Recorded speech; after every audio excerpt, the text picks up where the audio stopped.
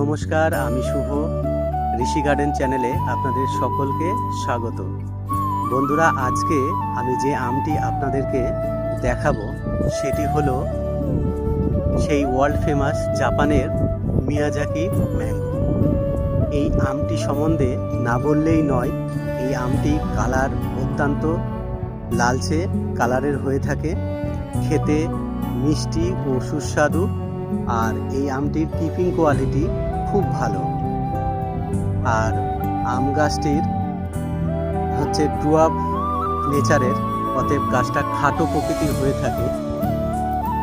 একটা বাণিজ্যিক আমের যে বৈশিষ্ট্য থাকার দরকার সেই বৈশিষ্ট্য এই আম গাছটির মধ্যে আছে। তো বন্ধুরা, ভিডিওটি কেমন লাগলো সেটা অবশ্যই কমেন্টে জানাবেন, আর সাবস্ক্রাইব করে চ্যানেলটির পাশে থাকবেন। ধন্যবাদ।